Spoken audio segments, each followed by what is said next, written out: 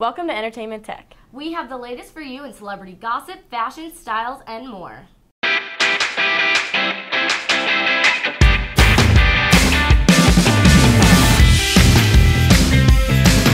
Welcome to the Celeb Chat segment. I'm Micah Osbury. And I'm Justice Smith. We'll be starting with the latest gossip. North, south, east, or west? Kim Kardashian West and Kanye West are running out of directions for their next baby's name. The world is already in love with the curly-haired toddler North. Recently, Kim Kardashian West made an appearance on The Ellen Show to talk about some big plans for her and Kanye.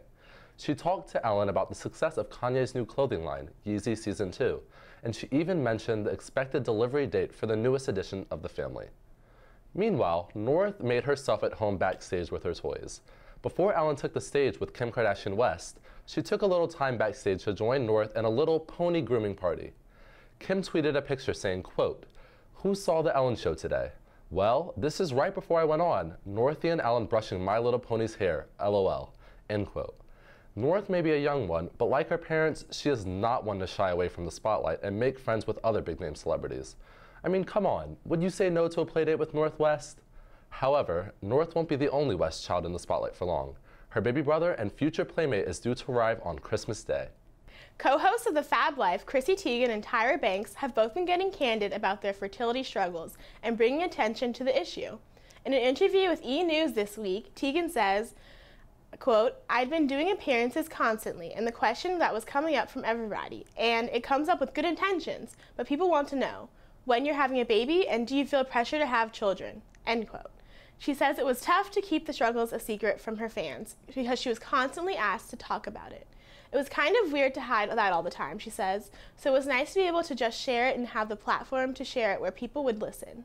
Banks, who also shared her own struggles on the show and said that the response she got afterwards was incredible. She says, quote, "Our show is not really that heavy, but let's be real. I walked off set and many people on our crew were saying, I'm struggling.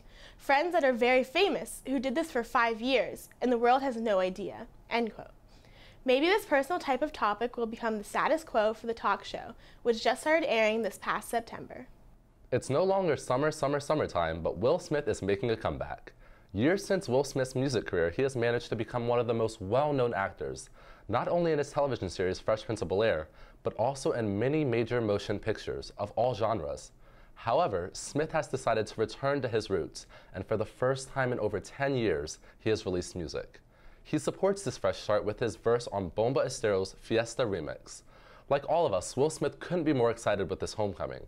Smith says, quote, "I'm pretty much popping in the studio every day, and I'm looking for artists to collaborate with, and I'm trying to find that voice.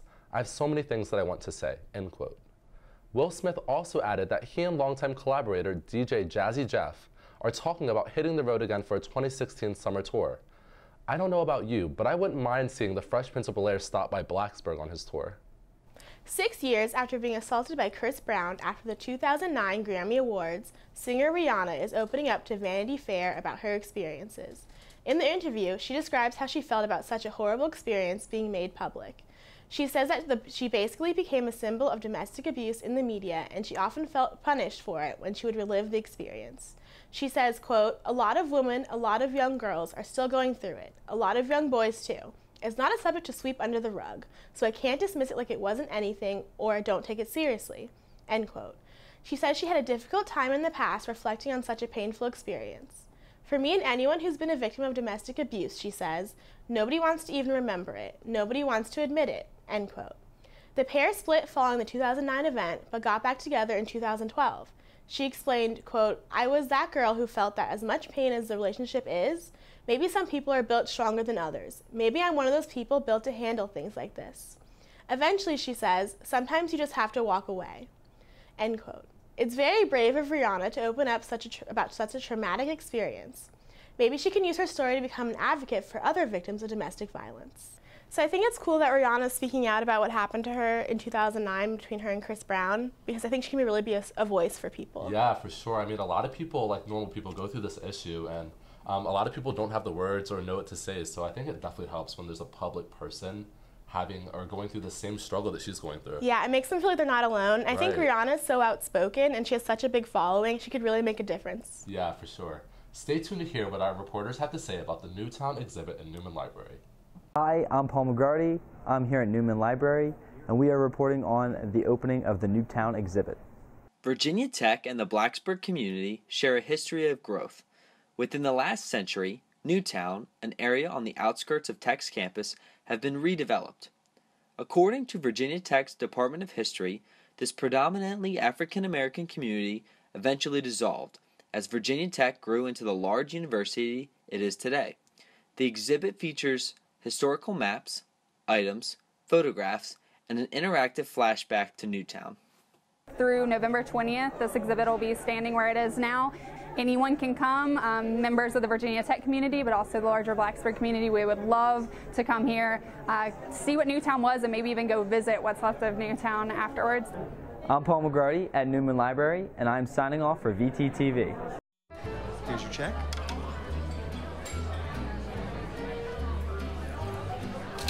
Oh, you got it. You know, since I got rid of my car, I really enjoy walking. Okay. God, no. But getting pulled over for buzz driving could cost you around $10,000 in fines, legal fees, and increased insurance rates. Oh, you're home early. You live with your mom? That'll set your game back a few years. Buzzed, busted, and broke. Because buzz driving is drunk driving. So they say it's a man's world? I don't see anybody's name on it. While they were doing their thing, we slowly changed all that. Today, women can do anything men can do. And there's one thing we're even better at.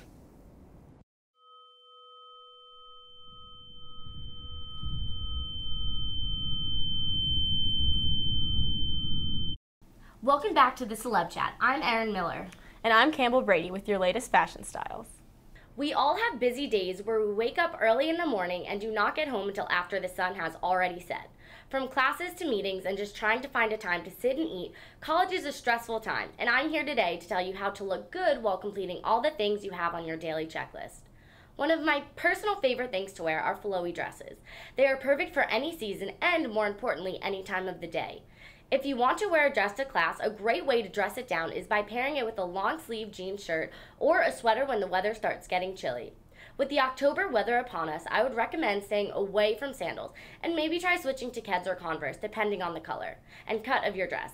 If after class you are meeting a friend on Main Street for dinner, you can throw on a pair of booties with a small heel and some flashy jewelry. Just spritz yourself up with some perfume and powder for your face and you'll be good for a night on the town. Another look that college girls love to wear are leggings and oversized sweaters. The reason people love this outfit so much is mainly because it's comfortable. You are not being sucked in by tight jeans or a form-fitting shirt. So if you want to get some fries along with your salad, you are more than welcome to do so. Sweaters are also perfect for October because it is not cold enough for a big jacket and not warm enough for a t-shirt. So no matter which of these looks you decide to try this fall, I can guarantee you, you will not be disappointed. Top model Gigi Hadid stepped out in a skin-tight, skin-colored Balmain dress. The dress is bodycon. It flatters her hourglass shape perfectly. There is a string crisscross in the front, creating a deep V. The crisscross pattern by the cleavage is a look that we've been seeing a lot of lately. Many tops and dresses display this look. It is definitely a fashionable trend that is in for this fall. This trend has been seen mostly in black, maroon, and tan.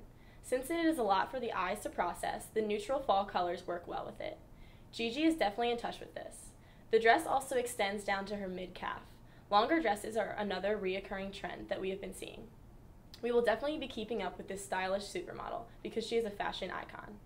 Now that I know you will all be looking beautiful around campus this year, let's talk about a celebrity that was far from best dressed. I am not sure what it is about Miley Cyrus, but she always looks like she is dressed in a Halloween costume, even when it's not October. Maybe it's her spunky personality, or maybe she wants to stand out like a sore thumb. But either way, I'm not the biggest fan of her outfits. This week, Miley falls under the category of being the worst dressed celebrity. This week, Miley wore an all-yellow outfit. Yes, you heard me correctly, I said an all-yellow outfit. All the way from the lace bunny ears on her head to the clear shoes on her feet. Her skirt looked as though it was made of some type of animal leather skin, and her pleats throughout the whole thing. And the top doesn't get any better, as it looks like it's something that you would wear if you were milking cows in the backyard of your farm. It was yellow and white and had a medallion holding the collar together.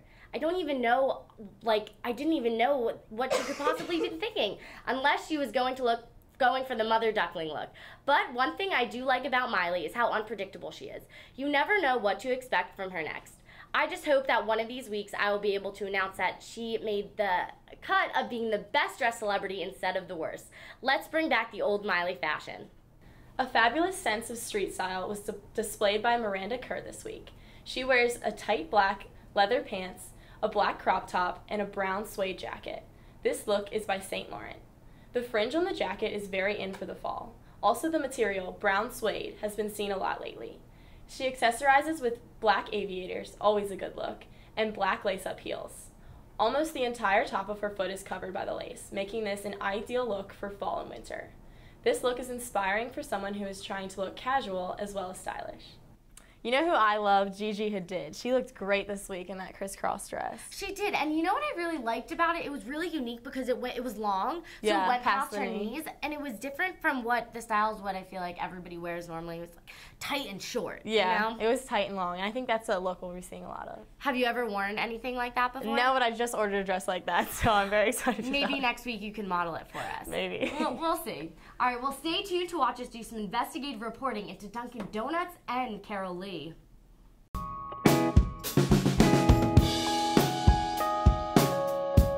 I'm so excited. I know, me too. Should we both do one first? Yes, but I have a prediction right off the bat. I feel like this is going to be Carol Lee because there's more icing and it just looks better altogether. What do you think? I was going to say the same thing, but then if you turn the plate this way, there's a lot of icing on that. Okay. So how about you say Carol Lee and then I'll say Carol Lee for this one. Okay. Just so we're different. Okay. So are you a fan of Carol Lee or Dunkin'? So I've actually never had Carol Lee, but I'm a big fan of Dunkin'. I eat that like once or twice a week. Oh, really? Okay. Yeah. Well, Carol Lee is kind of a Blacksburg institution, so you can try it out today. So I've never actually been to Carol Lee's before, have you? Yeah, I have, and I feel like already I can kind of tell which one's which, but... They look pretty different, and I go to Dunkin' all the time, so I think I'm gonna be able to tell, but I'm a huge sweets fan. I'm excited to try it. Okay, one first? One first, okay. Yep. Cheers. Cheers.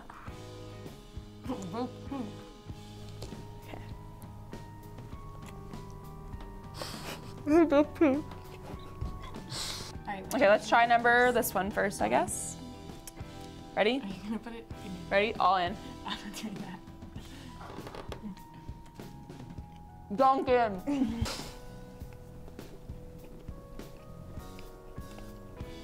Alright, it's not that moist. Okay. I'll say Dunkin'. I'll stand by that.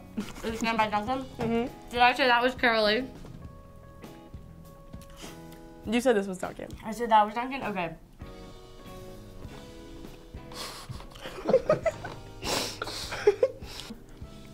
This one's Dunkin'. I don't know. All right, let's do this. You don't know. You have to make an assumption. Oh, wait, you can't try them both? Oh, okay. No, Ready? let's do This that. one.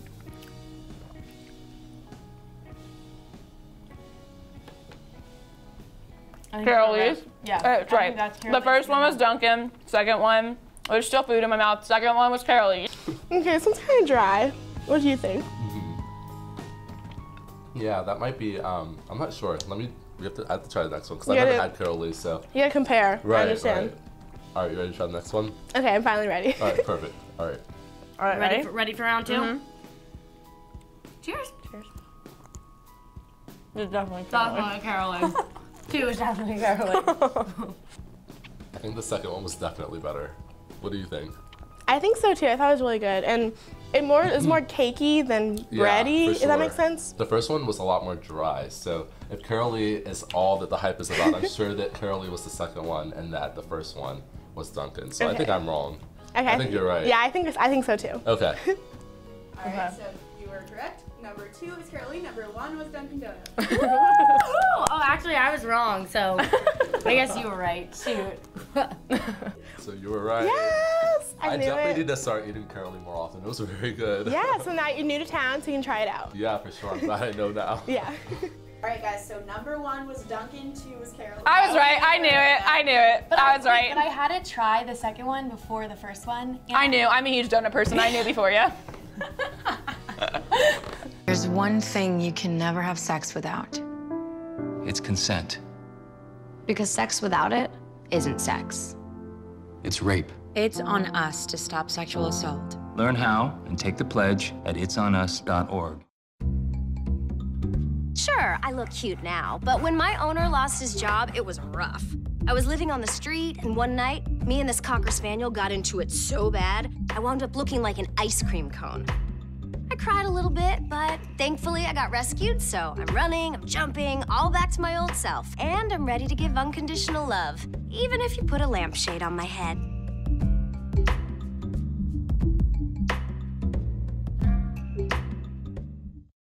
We're back with the On-Screen Scoop. I'm Madeline Fowler. And I'm Alexis Walsh. I think we've all heard by now about Jessica Mendoza, whose history-making broadcast debut as Major League Baseball's first ever female analyst aired in a postseason game last Tuesday. However, just as some have suspected, this debut prompted an extremely sexist backlash. Mendoza appeared on Good Morning America earlier this week and caught audiences by surprise by keeping a very genuine and positive attitude. She even went as far as acknowledging ESPN audiences' skepticism, stating, quote, "Anytime there is a change, there is normally a lot of resistance. I think the thing I was most excited about was focusing on how much support there was," end quote. She was on to discuss in the interview that what she is saying should be discussed rather than her gender, adding that she hopes in the future that audiences will get to a point where hearing a female voice in an NBA game or an NFL game will not be thought twice about. Also discussed in the GMA interview was the support that had poured in from both men and women from the newly debuted ESPN analyst after Atlanta sports radio host Mike Bell called her out on Twitter. For those of you who may not have heard, Bell's derogatory insult via Twitter stated, quote, "Anchorman, really? A woman softball slugger as a guest analyst on the MLB wildcard game?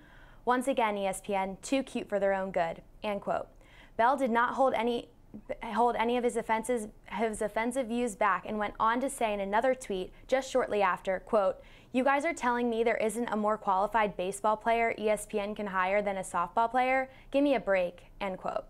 In the Good Morning America interview, Mendoza said that she originally saw the tweets and decided just not to read them. It was not worth her time and she didn't want to give them any attention. The GMA interview with Mendoza also confirmed that Bell was suspended from his daily radio show for 2 weeks and ended up offering an apology tweet Wednesday. Mendoza said that she accepts Bill's apology and wants to move forward. On Wednesday, it was announced that Jennifer Lopez would host the 2015 American Music Awards, also known as the AMAs. The annual award show would take place on Sunday, November 22nd. J.Lo has a long history with the AMAs since getting her first AMA nomination in 2000. The next year, in 2001, J.Lo had her first AMA performance on stage. In 2003, she won her first AMA award. Since then, the beautiful Latina artist has won multiple awards and performed her songs at several of the award shows. For the 2015 awards, she will not only be a host, she will also be performing. J.Lo is an iconic artist, so I'm sure she has got all of her fans wondering what she will wear, what songs she will perform, and what kind of hot new dance moves she will debut. I know it is still a while away, but get excited for the 2015 AMAs because Jennifer Lopez is never one to disappoint. J.K. Rowling, the creator of the ever-so-popular movie and book series Harry Potter, recently has been known to actively use Twitter when communicating with fans. Specifically, this past Wednesday was when she gained a lot of media attention from going on, quote, a field day back and forth with her fans about Harry Potter questions, end quote. More recently, she has been known to have sent out information through different forms of social media about some of her upcoming projects and even sporadically has been known to respond to fan theories. But Wednesday was when she really gave her fans her undivided attention. Last week, she used her Twitter account to discuss with fans their most burning questions and shot down some crazy theories that through the years had been lingering. Her addresses included that Ron being a time-traveling Dumbledore was false, and even asked believers of the theory how that would even make sense. Rowling continued to move on with another theory about how the infamous Draco Malfoy said that despite the fact Malfoy most definitely is the worst, that doesn't mean he is a werewolf. Following that, she also cleared up the frequently talked about rumor that Snape is a vampire to be false. Fans decided to take advantage of her attention from their favorite series author and began proposing their best theories, hoping that she would answer some of them. Over the summer, Rowling announced a stage play set to open next year in London titled Harry Potter and the Cursed Child, which also sent fans to result in a social media craze. Despite the fact that she is regularly tweets about the status of the project, it wasn't until earlier this week that she began to show her sense of humor addressing outrageous fan tweets. That being said, whether you're a big Harry Potter fan or you're just a viewer who may have some questions about the notorious book and movie series, look no further than Twitter to ask the author yourself. Daniel Craig, the man many of you may know as James Bond, was first named the new star to play the role of 007 on October 14, 2005. Since then, Craig has been the star of Casino Royale, Quantum of Solace, and Skyfall. He is also the star in Spectre, which is set to be out in theaters on November 6th of this year. In all of these movies, Craig played the role of James Bond, also known as 007. Currently, Craig is signed on to play James Bond again in Bond 25, which would be the 25th total James Bond movie ever released. Recently, Craig has spoken out against playing James Bond again. When asked if he would play the role of James Bond just one more time, he said, quote, "Now, I'd rather break this glass and slash my wrists," end quote. So it seems like Craig really isn't into being a 007 anymore. I guess we will just have to wait and see if he changes his mind, because I know it would be a huge disappointment to see Daniel Craig retire the role of James Bond. I thought what Daniel Craig said was absolutely crazy. I cannot believe he would come out and say that he would rather kill himself than be on another James Bond movie. I just think it's ridiculous, especially with such a sensitive topic nowadays. It's just way too drastic to come out and say something like that. I think especially being such a public figure. Oh, yeah. I mean, you can't say things like that. It's just really insensitive, and people are going to start making assumptions. You definitely need to watch what you say when you're making a public comment. Everyone in the world can see that. It's all over social media. There's just no reason to say something like that in public. Exactly. Well, that's it for Entertainment Tech. We'll see you next week.